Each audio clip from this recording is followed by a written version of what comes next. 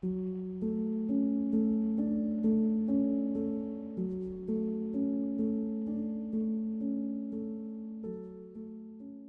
Adventures of Sherlock Holmes by Arthur Conan Doyle.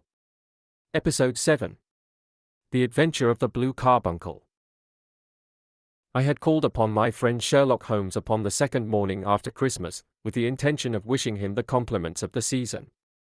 He was lounging upon the sofa in a purple dressing gown, a pipe rack within his reach upon the right, and a pile of crumpled morning papers, evidently newly studied, near at hand.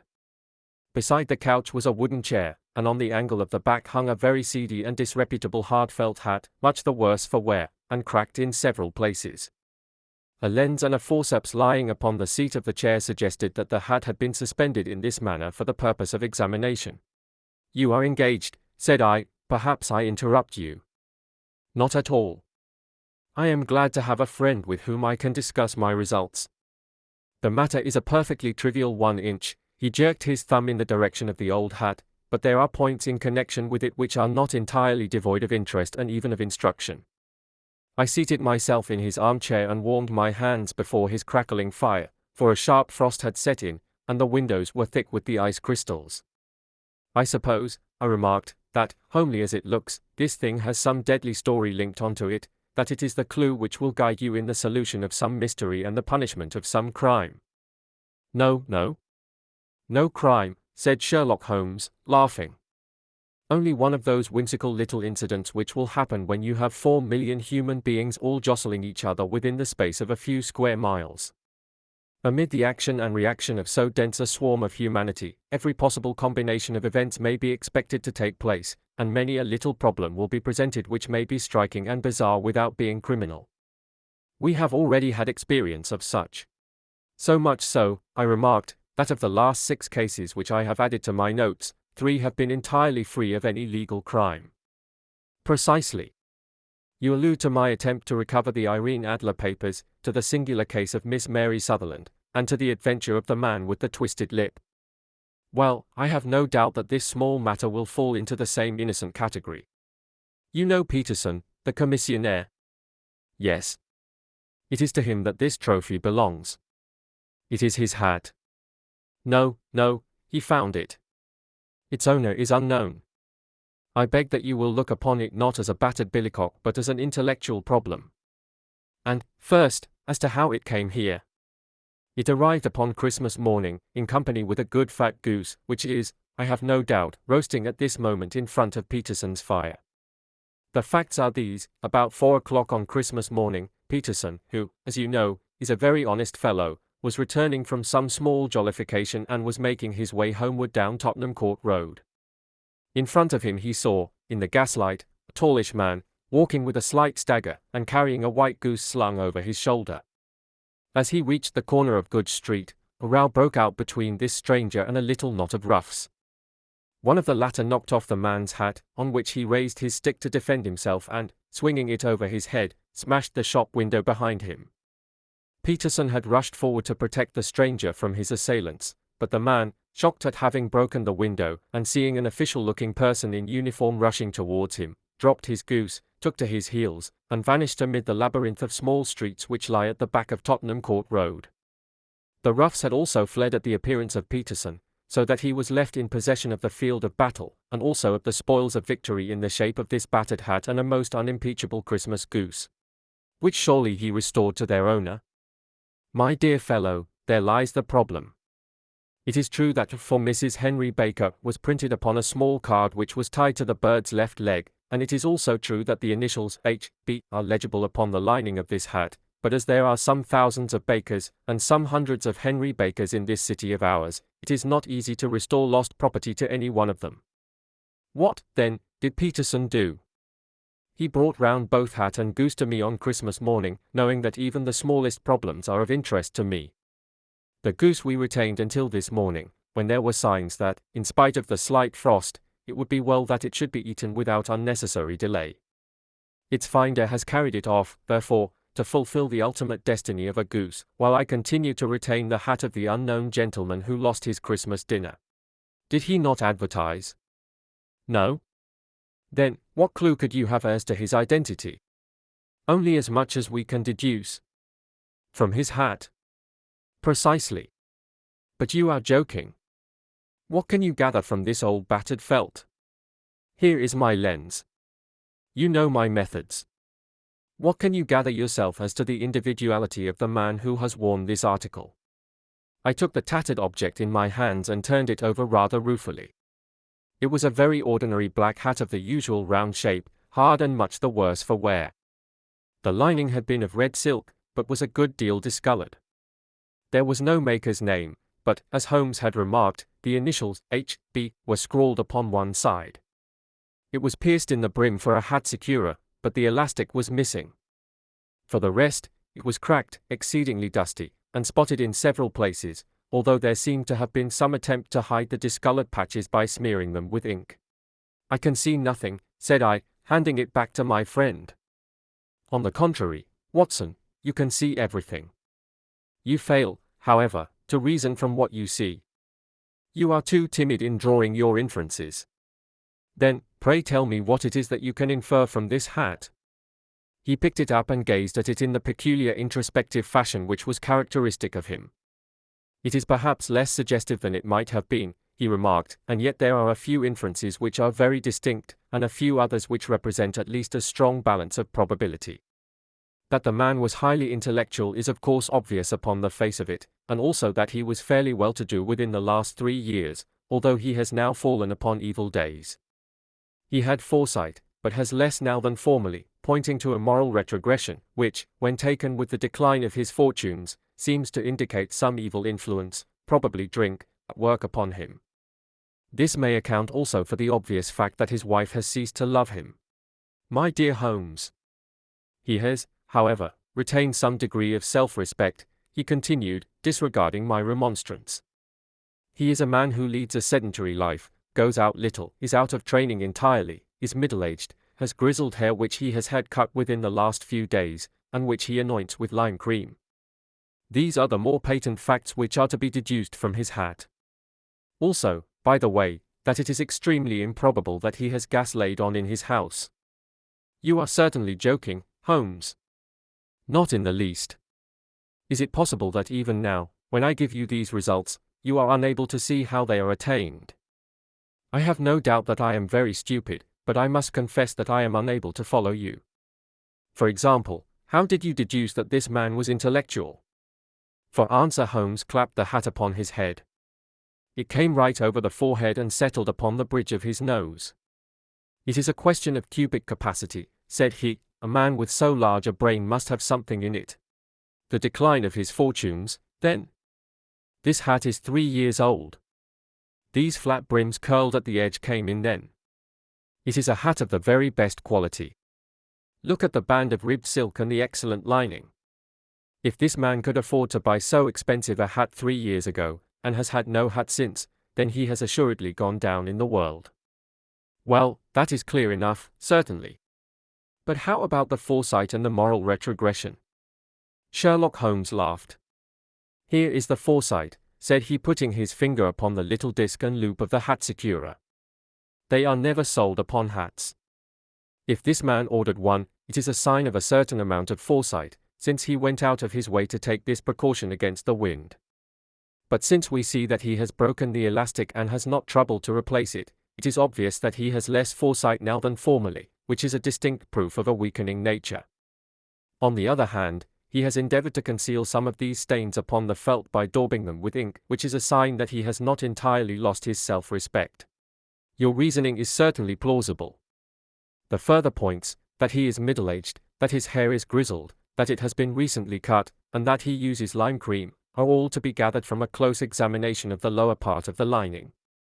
The lens discloses a large number of hair ends, clean cut by the scissors of the barber. They all appear to be adhesive, and there is a distinct odor of lime cream. This dust, you will observe, is not the gritty, grey dust of the street but the fluffy brown dust of the house, showing that it has been hung up indoors most of the time, while the marks of moisture upon the inside are proof positive that the wearer perspired very freely, and could therefore hardly be in the best of training. But his wife, you said that she had ceased to love him. This hat has not been brushed for weeks. When I see you, my dear Watson, with a week's accumulation of dust upon your hat, and when your wife allows you to go out in such a state, I shall fear that you also have been unfortunate enough to lose your wife's affection. But he might be a bachelor. Nay, he was bringing home the goose as a peace offering to his wife. Remember the card upon the bird's leg. You have an answer to everything. But how on earth do you deduce that the gas is not laid on in his house? One tallow stain, or even two, might come by chance, but when I see no less than 5, I think that there can be little doubt that the individual must be brought into frequent contact with burning tallow, walks upstairs at night probably with his hat in one hand and a guttering candle in the other. Anyhow, he never got tallow stains from a gas jet. Are you satisfied? Well, it is very ingenious, said I, laughing, but since, as you said just now, there has been no crime committed, and no harm done save the loss of a goose, all this seems to be rather a waste of energy. Sherlock Holmes had opened his mouth to reply, when the door flew open, and Peterson, the commissionaire, rushed into the apartment with flushed cheeks and the face of a man who is dazed with astonishment. The goose, Mr. Holmes. The goose, sir, he gasped. Eh? What of it, then? Has it returned to life and flapped off through the kitchen window? Holmes twisted himself round upon the sofa to get a fairer view of the man's excited face. See here, sir. See what my wife found in its crop. He held out his hand and displayed upon the center of the palm a brilliantly scintillating blue stone, rather smaller than a pin in size, but of such purity and radiance that it twinkled like an electric point in the dark hollow of his hand. Sherlock Holmes sat up with a whistle. By Jove, Peterson, said he, this is treasure trove indeed. I suppose you know what you have got. A diamond, sir? A precious stone. It cuts into glass as though it were putty. It's more than a precious stone. It is the precious stone. Not the Countess of Morcar's blue carbuncle. I ejaculated. Precisely so. I ought to know its size and shape, seeing that I have read the advertisement about it in the Times every day lately. It is absolutely unique, and its value can only be conjectured, but the reward offered of £1,000 is certainly not within a 20th part of the market price. £1,000? Great Lord of mercy! The commissionaire plumped down into a chair and stared from one to the other of us. That is the reward, and I have reason to know that there are sentimental considerations in the background which would induce the Countess to part with half her fortune if she could but recover the gem. It was lost, if I remember aright, at the Hotel Cosmopolitan, I remarked. Precisely so, on December 22nd, just 5 days ago.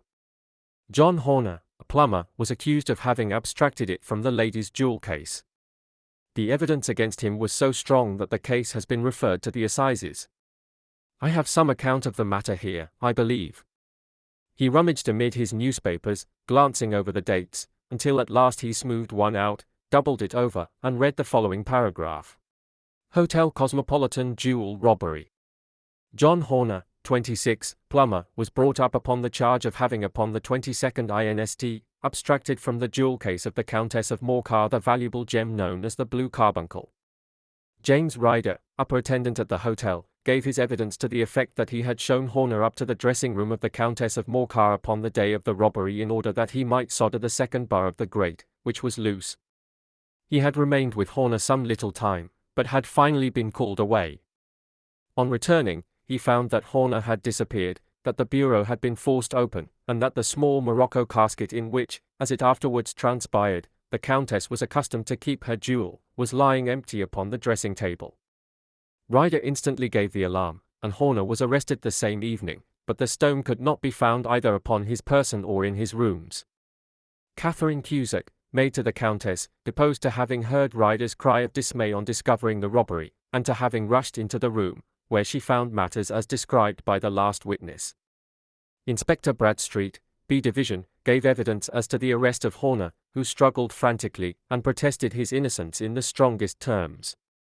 Evidence of a previous conviction for robbery having been given against the prisoner, the magistrate refused to deal summarily with the offence, but referred it to the assizes. Horner, who had shown signs of intense emotion during the proceedings, fainted away at the conclusion and was carried out of court. So much for the police court, said Holmes thoughtfully, tossing aside the paper. The question for us now to solve is the sequence of events leading from a rifled jewel case at one end to the crop of a goose in Tottenham Court Road at the other. You see, Watson, our little deductions have suddenly assumed a much more important and less innocent aspect. Here is the stone came from the goose, and the goose came from Mr. Henry Baker, the gentleman with the bad hat and all the other characteristics with which I have bored you. So now we must set ourselves very seriously to finding this gentleman and ascertaining what part he has played in this little mystery. To do this, we must try the simplest means first, and these lie undoubtedly in an advertisement in all the evening papers. If this fail, I shall have recourse to other methods. What will you say? Give me a pencil and that slip of paper. Now, then, found at the corner of Good Street, a goose and a black felt hat. Mr. Henry Baker can have the same by applying at 6:30 this evening at 221 B Baker Street. That is clear and concise. Very. But will he see it? Well, he is sure to keep an eye on the papers, since, to a poor man, the loss was a heavy one. He was clearly so scared by his mischance in breaking the window and by the approach of Peterson that he thought of nothing but flight, but since then he must have bitterly regretted the impulse which caused him to drop his bird. Then, again, the introduction of his name will cause him to see it, for everyone who knows him will direct his attention to it. Here you are, Peterson, run down to the advertising agency and have this put in the evening papers. In which, sir? Oh, in the Globe, Star, Pall Mall, St. James's Gazette, Evening News, Standard, Echo, and any others that occur to you. Very well, sir. And this stone? Ah, yes, I shall keep the stone. Thank you. And, I say, Peterson, just buy a goose on your way back and leave it here with me, for we must have one to give to this gentleman in place of the one which your family is now devouring. When the commissionaire had gone, Holmes took up the stone and held it against the light. It's a bonny thing, said he. Just see how it glints and sparkles. Of course it is a nucleus and focus of crime. Every good stone is. They are the devil's pet baits. In the larger and older jewels every facet may stand for a bloody deed. This stone is not yet 20 years old. It was found in the banks of the Amoy River in southern China and is remarkable in having every characteristic of the carbuncle, save that it is blue in shade instead of ruby red. In spite of its youth, it has already a sinister history. There have been 2 murders, a vitriol throwing, a suicide, and several robberies brought about for the sake of this 40-grain weight of crystallized charcoal. Who would think that so pretty a toy would be a purveyor to the gallows and the prison? I'll lock it up in my strong box now and drop a line to the Countess to say that we have it. Do you think that this man Horner is innocent? I cannot tell. Well, then, do you imagine that this other one, Henry Baker, had anything to do with the matter? It is, I think, much more likely that Henry Baker is an absolutely innocent man, who had no idea that the bird which he was carrying was of considerably more value than if it were made of solid gold. That, however, I shall determine by a very simple test if we have an answer to our advertisement. And you can do nothing until then? Nothing. In that case I shall continue my professional round. But I shall come back in the evening at the hour you have mentioned, for I should like to see the solution of so tangled a business. Very glad to see you. I dine at 7. There is a woodcock, I believe. By the way, in view of recent occurrences, perhaps I ought to ask Mrs. Hudson to examine its crop. I had been delayed at a case, and it was a little after 6:30 when I found myself in Baker Street once more. As I approached the house I saw a tall man in a Scotch bonnet with a coat which was buttoned up to his chin waiting outside in the bright semicircle which was thrown from the fanlight. Just as I arrived the door was opened, and we were shown up together to Holmes' room. Mr. Henry Baker, I believe, said he, rising from his armchair and greeting his visitor with the easy air of geniality which he could so readily assume. Pray take this chair by the fire, Mr. Baker. It is a cold night, and I observe that your circulation is more adapted for summer than for winter. Ah, Watson, you have just come at the right time. Is that your hat, Mr. Baker? Yes, sir, that is undoubtedly my hat. He was a large man with rounded shoulders, a massive head, and a broad, intelligent face, sloping down to a pointed beard of grizzled brown. a touch of red in nose and cheeks, with a slight tremor of his extended hand, recalled Holmes' surmise as to his habits. His rusty black frock coat was buttoned right up in front, with the collar turned up, and his lank wrists protruded from his sleeves without a sign of cuff or shirt. He spoke in a slow staccato fashion, choosing his words with care, and gave the impression generally of a man of learning and letters who had had ill usage at the hands of fortune. "We have retained these things for some days," said Holmes, "because we expected to see an advertisement from you giving your address. I am at a loss to know now why you did not advertise." Our visitor gave a rather shamefaced laugh. "Shillings have not been so plentiful with me as they once were," he remarked. "I had no doubt that the gang of roughs who assaulted me had carried off both my hat and the bird. I did not care to spend more money in a hopeless attempt at recovering them. Very naturally. By the way, about the bird, we were compelled to eat it." "To eat it?" Our visitor half rose from his chair in his excitement. "Yes, it would have been of no use to anyone had we not done so. But I presume that this other goose upon the sideboard, which is about the same weight and perfectly fresh, will answer your purpose equally well." "Oh, certainly, certainly," answered Mr. Baker with a sigh of relief. "Of course, we still have the feathers, legs, crop, and so on of your own bird, so if you wish—" The man burst into a hearty laugh. "They might be useful to me as relics of my adventure," said he, "but beyond that I can hardly see what use the disjecta member of my late acquaintance are going to be to me. No, sir, I think that, with your permission, I will confine my attentions to the excellent bird which I perceive upon the sideboard." Sherlock Holmes glanced sharply across at me with a slight shrug of his shoulders. "There is your hat, then, and there your bird," said he. "By the way, would it bore you to tell me where you got the other one from? I am somewhat of a fowl fancier, and I have seldom seen a better grown goose." "Certainly, sir," said Baker, who had risen and tucked his newly gained property under his arm. "There are a few of us who frequent the Alpha Inn, near the museum. We are to be found in the museum itself during the day, you understand. This year our good host, Windigate by name, instituted a goose club, by which, on consideration of some few pence every week, we were each to receive a bird at Christmas.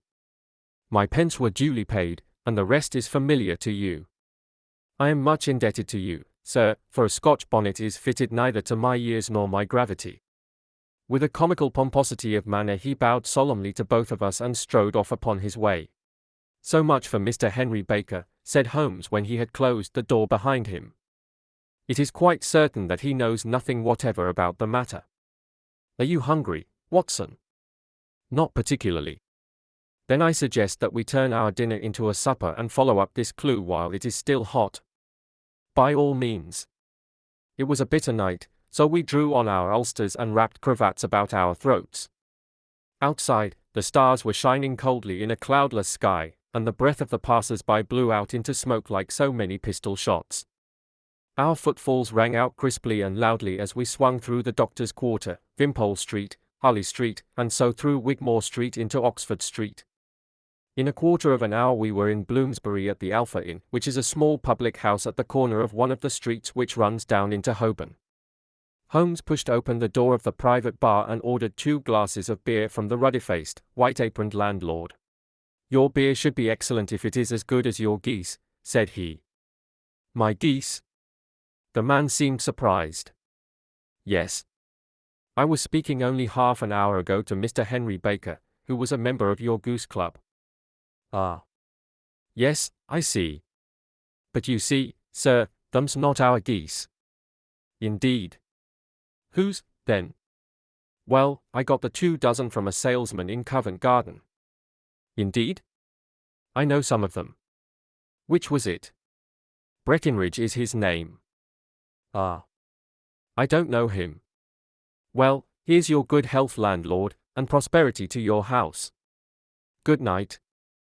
Now for Mr. Breckinridge," he continued, buttoning up his coat as we came out into the frosty air. "Remember, Watson, that though we have so homely a thing as a goose at one end of this chain, we have at the other a man who will certainly get 7 years penal servitude unless we can establish his innocence. It is possible that our inquiry may but confirm his guilt, but, in any case, we have a line of investigation which has been missed by the police, and which a singular chance has placed in our hands. Let us follow it out to the bitter end. Faces to the south, then, and quick march. We passed across Holborn, down Endell Street, and so through a zigzag of slums to Covent Garden Market.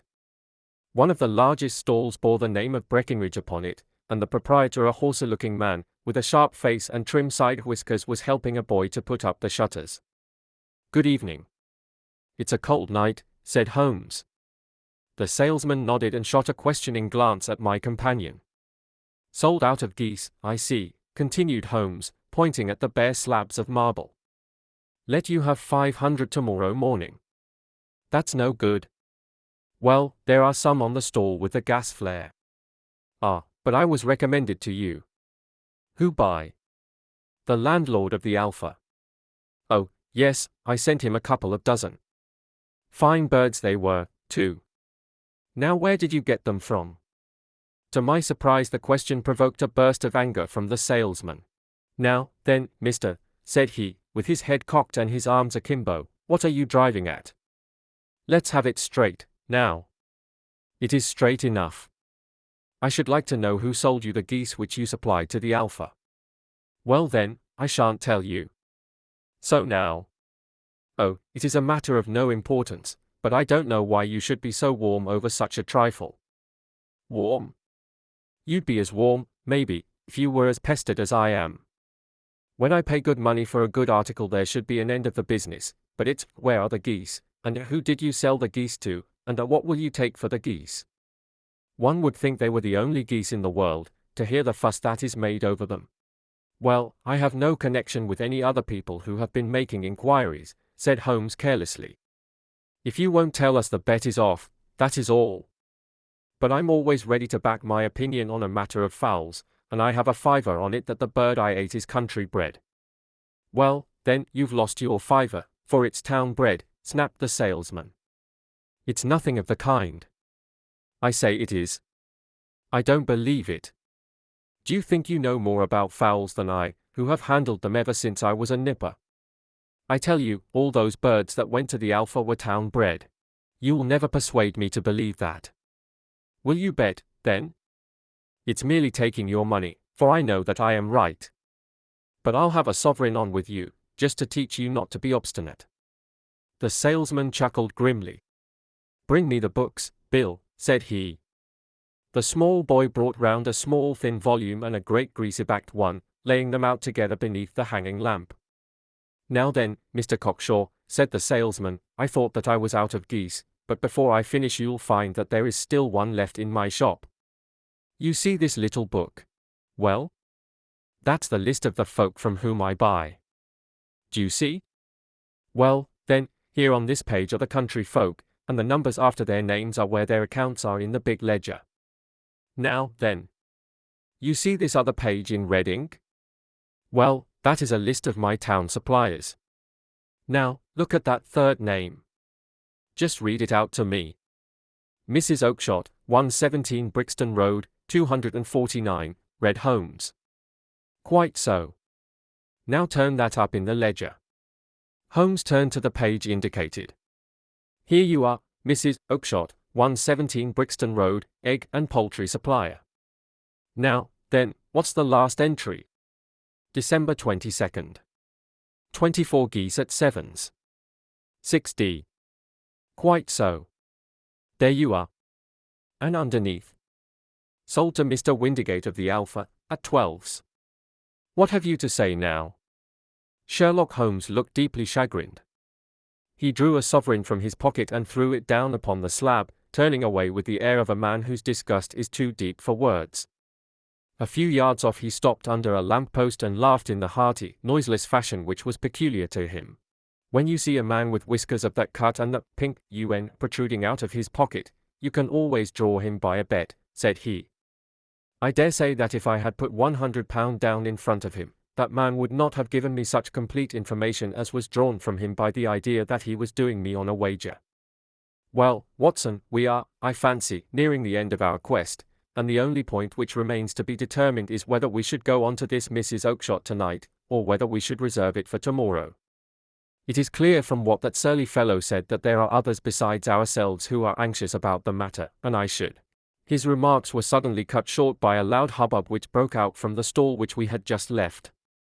Turning round, we saw a little rat-faced fellow standing in the centre of the circle of yellow light which was thrown by the swinging lamp, while Breckinridge, the salesman, framed in the door of his stall, was shaking his fists fiercely at the cringing figure. "I've had enough of you and your geese," he shouted. "I wish you were all at the devil together. If you come pestering me any more with your silly talk, I'll set the dog at you. You bring Mrs. Oakshott here and I'll answer her, but what have you to do with it? Did I buy the geese off you?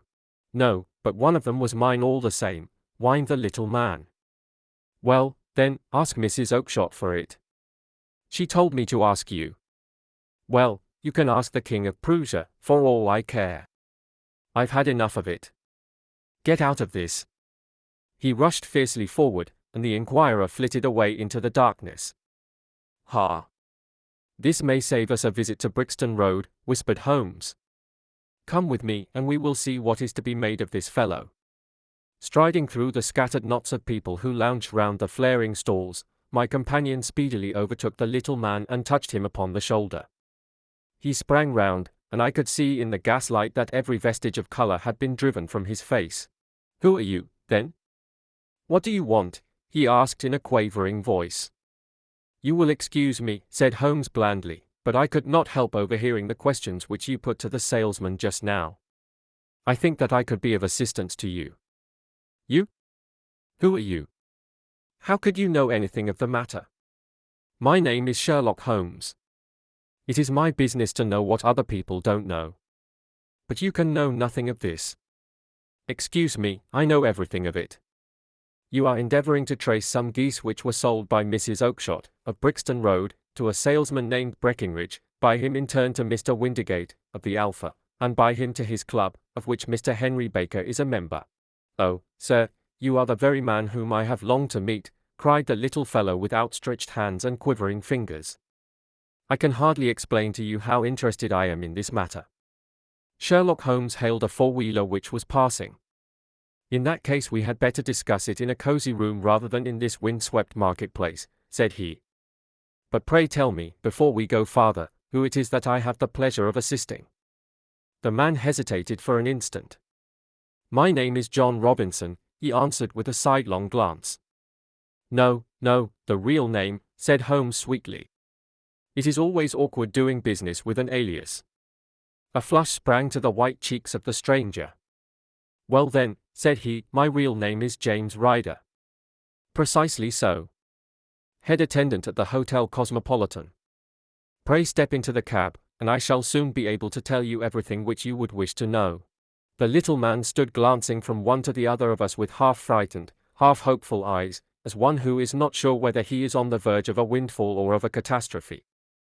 Then he stepped into the cab, and in half an hour we were back in the sitting-room at Baker Street. Nothing had been said during our drive, but the high, thin breathing of our new companion, and the claspings and unclaspings of his hands, spoke of the nervous tension within him. "Here we are," said Holmes cheerily as we filed into the room. "The fire looks very seasonable in this weather. You look cold, Mr. Ryder. Pray take the basket chair. I will just put on my slippers before we settle this little matter of yours. Now, then. You want to know what became of those geese?" "Yes, sir. Or rather, I fancy, of that goose.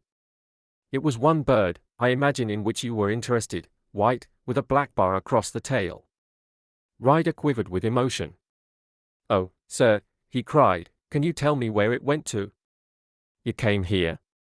"Here?" "Yes, and a most remarkable bird it proved. I don't wonder that you should take an interest in it.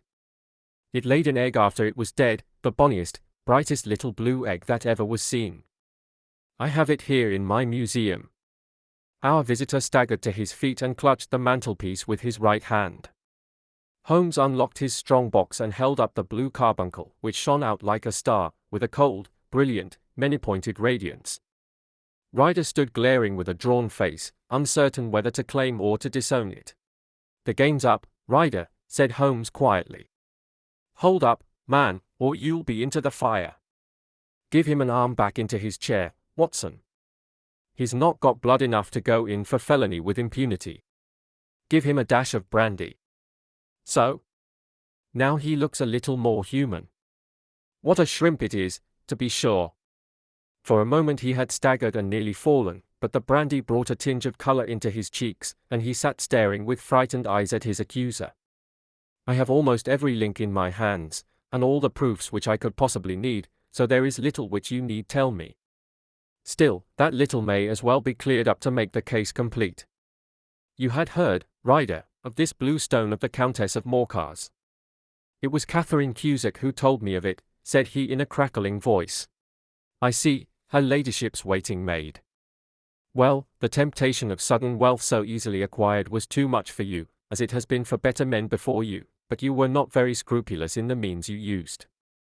It seems to me, Ryder, that there is the making of a very pretty villain in you. You knew that this man Horner, the plumber, had been concerned in some such matter before, and that suspicion would rest the more readily upon him. What did you do, then? You made some small job in my lady's room, you and your confederate Cusack, and you managed that he should be the man sent for. Then, when he had left, you rifled the jewel case, raised the alarm, and had this unfortunate man arrested. You then? Ryder threw himself down suddenly upon the rug and clutched at my companion's knees. For God's sake, have mercy, he shrieked. Think of my father. Of my mother. It would break their hearts. I never went wrong before. I never will again. I swear it. I'll swear it on a Bible. Oh, don't bring it into court. For Christ's sake, don't. Get back into your chair, said Holmes sternly. It is very well to cringe and crawl now, but you thought little enough of this poor Horner in the dock for a crime of which he knew nothing. I will fly, Mr. Holmes. I will leave the country, sir. Then the charge against him will break down. We will talk about that. And now let us hear a true account of the next act. How came the stone into the goose, and how came the goose into the open market? Tell us the truth, for there lies your only hope of safety. Ryder passed his tongue over his parched lips. I will tell you it just as it happened, sir, said he. When Horner had been arrested, it seemed to me that it would be best for me to get away with the stone at once, for I did not know at what moment the police might not take it into their heads to search me and my room. There was no place about the hotel where it would be safe. I went out, as if on some commission, and I made for my sister's house. She had married a man named Oakshott, and lived in Brixton Road, where she fattened fowls for the market. All the way there every man I met seemed to me to be a policeman or a detective, and, for all that it was a cold night, the sweat was pouring down my face before I came to the Brixton Road. My sister asked me what was the matter, and why I was so pale, but I told her that I had been upset by the jewel robbery at the hotel. Then I went into the backyard and smoked a pipe and wondered what it would be best to do. I had a friend once called Maudsley, who went to the bad, and has just been serving his time in Pentonville. One day he had met me and fell into talk about the ways of thieves, and how they could get rid of what they stole. I knew that he would be true to me, for I knew one or two things about him, so I made up my mind to go right on to Kilburn, where he lived, and take him into my confidence. He would show me how to turn the stone into money. But how to get to him in safety? I thought of the agonies I had gone through in coming from the hotel. I might at any moment be seized and searched, and there would be the stone in my waistcoat pocket. I was leaning against the wall at the time and looking at the geese which were waddling about round my feet, and suddenly an idea came into my head which showed me how I could beat the best detective that ever lived. My sister had told me some weeks before that I might have the pick of her geese for a Christmas present, and I knew that she was always as good as her word. I would take my goose now, and in it I would carry my stone to Kilburn. There was a little shed in the yard, and behind this I drove one of the birds, a fine big one, white, with a barred tail. I caught it, and prying its bill open, I thrust the stone down its throat as far as my finger could reach. The bird gave a gulp, and I felt the stone pass along its gullet and down into its crop. But the creature flapped and struggled, and out came my sister to know what was the matter. As I turned to speak to her, the brute broke loose and fluttered off among the others. "Whatever were you doing with that bird, Jem?" says she. "Well," said I, "you said you'd give me one for Christmas, and I was feeling which was the fattest." "Oh," says she, we've set yours aside for you, Jim's bird, we call it. It's the big white one over yonder. There's 26 of them, which makes one for you, and one for us, and 24 for the market. Thank you, Maggie, says I, but if it is all the same to you, I'd rather have that one I was handling just now. The other is a good 3 pound heavier, said she, and we fattened it expressly for you. Never mind. I'll have the other, and I'll take it now, said I. Oh, just as you like, said she, a little huffed. Which is it you want, then? That white one with the barred tail, right in the middle of the flock. Oh, very well. Kill it and take it with you. Well, I did what she said, Mr. Holmes, and I carried the bird all the way to Kilburn. I told my pal what I had done, for he was a man that it was easy to tell a thing like that to. He laughed until he choked, and we got a knife and opened the goose. My heart turned to water, for there was no sign of the stone, and I knew that some terrible mistake had occurred. I left the bird, rushed back to my sister's, and hurried into the backyard. There was not a bird to be seen there. Where are they all, Maggie? I cried. Gone to the dealers, Jem. Which dealers? Breckinridge, of Covent Garden. But was there another with a barred tail? I asked, the same as the one I chose.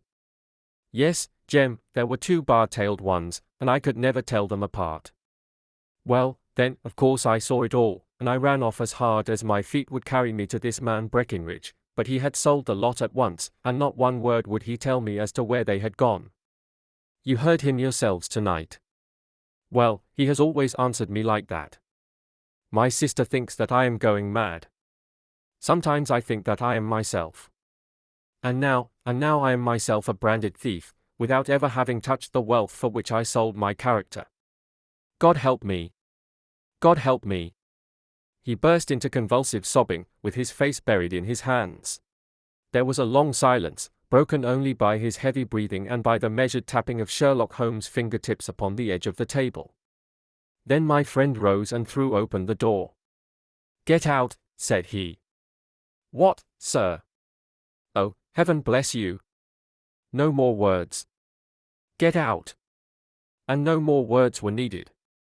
There was a rush, a clatter upon the stairs, the bang of a door, and the crisp rattle of running footfalls from the street. After all, Watson, said Holmes, reaching up his hand for his clay pipe, I am not retained by the police to supply their deficiencies. If Horner were in danger it would be another thing, but this fellow will not appear against him, and the case must collapse. I suppose that I am commuting a felony, but it is just possible that I am saving a soul. This fellow will not go wrong again, he is too terribly frightened. Send him to gaol now, and you make him a gaol bird for life. Besides, it is the season of forgiveness. Chance has put in our way a most singular and whimsical problem, and its solution is its own reward. If you will have the goodness to touch the bell, Doctor, we will begin another investigation, in which, also a bird will be the chief feature. The end.